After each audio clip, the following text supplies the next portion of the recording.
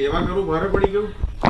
હા, બિલકુલ સેવા કરવું હું એવું માનું છું કે જે કંઈ થયું એ મેં મારું કામ કર્યું. નેગેટિવ સ્વભાવ નથી કે નેગેટિવ કામ કરવાનું હું કરતી નથી. જે દીકરાએ કુશ છે એની ગાડીમાં એ પોતે જઈ રહ્યો હતો, સિગ્નલ ખુલ્લું હતું એટલે એ એની રીતે બરાબર જઈ રહ્યો હતો. જે બંને ફિઝિયો ડૉક્ટર વિદ્યાર્થીઓને વાગ્યું એ પોતે રોંગ સાઈડ હતા, સિગ્નલ બંધ હતું, એમનું પોતાનું એક્ટિવા નહોતું, એમનું પોતાનું લાઇસન્સ પણ નહોતું.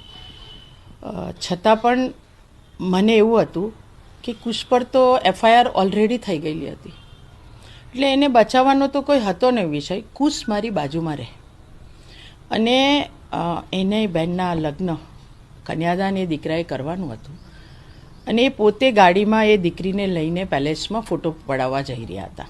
આગળની ગાડીમાં દીકરી બેઠેલી હતી. તો એના કન્યાદાન માટે એણે જવાનું હતું અને હું જેવી દિલ્હીથી આવી અને એરપોર્ટ પર ઉતરી અને કુશના ફાધરે અને સોસાયટીએ ફોન કર્યો કે બેન આવી ઘટના બની છે, એટલે કુશને છોડાવવો હોત તો હું ઘરેથી ફોન કરી લેત ને છૂટી જાત. પણ જે સમગ્ર ઘટનાની મને જે જાણ થઈ એ પ્રમાણે કુશને તો FIR હતી એટલે એના પર તો ગુનો ઓલરેડી દાખલ થઈ ગયેલો હતો એટલે એણે તો એ પ્રોસિજરમાંથી બહાર નીકળવાનું જ હતું. એટલે પોલીસ ફતેગંજ પોલીસ સ્ટેશને પોતે પોલીસની જે કાર્યવાહી હોય એ કાર્યવાહી સાથે કરીને એને જામીન પર છોડ્યો છે. વિડીયોમાં જે બતાવવામાં આવે છે કે હું મારી ગાડીમાં બેસાડીને લઈ ગઈ, હું મારી ગાડીમાં બેસાડીને લાવી જ નથી. મારી સાથે મારો પોતો પણ છે, આપ જુઓ છો, એ મને એરપોર્ટ પર લેવા આવ્યો હતો.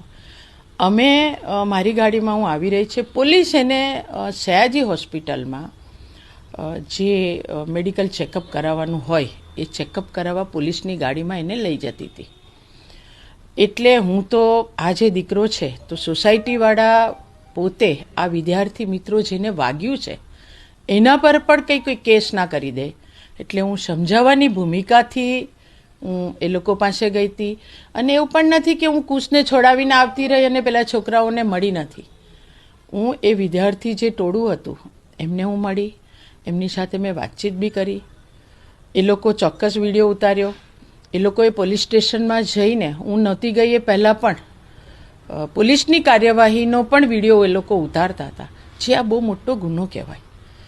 તો આ બધી કાર્યવાહી આ લોકોએ કરી અને મને હતું કે હું પોલીસને આ છોકરાઓને પણ કંઈ ન થાય, જે આ કુશના પેરેન્ટ્સ અને જે સોસાયટીવાળા છે, કેમ કે જે વિદ્યાર્થીઓ ભણતા હતા એને વાગ્યું, રોંગ સાઈડ ગયા એટલે ટ્રાફિકના નિયમનું તો ઉલ્લંઘન છોકરાઓએ કર્યું છે, કુશે નહોતું કર્યું. પણ હા, કુશની ગાડી સાથે આ બંને દીકરાઓ અથડાયા હતા જેનાથી દીકરાઓને વાગ્યું. કુશની ભૂલ છે, મેં એવું પણ કીધું કે તારી ભૂલ છે, તારાથી વાગ્યું, ભલે આ લોકો રોંગ સાઈડ હતા, વાગ્યું તારાથી, તું ગાડી પર હતો એટલે તારે એમને હોસ્પિટલ લઈ જવાના હતા. જે પણ નાનો હતો એટલે એ પણ ગભરાઈ ગયો હતો અને એ ત્યાંથી નીકળી ગયો. પણ હું પણ કંઈ જે ગઈ તો સ્વાભાવિક છે, સાંસદ તરીકે નહોતી ગઈ, મારા પડોશી હોય અને પડોશીની રીતે પણ મારે એમની સાથે રહેવું પડે, તો એ છોડાવવા માટે પણ નહોતી ગઈ. પોલીસે એની બિલકુલ કાર્યવાહી કરી છે અને જે પોલીસની કાર્યવાહીમાં જે રીતે એણે કરીને જામીન આપવાના હોય એ રીતના આપ્યા છે. દીકરીને કન્યાદાન કરવાનું, તો કન્યાદાન કરવા માટે એને મોકલ્યો હતો.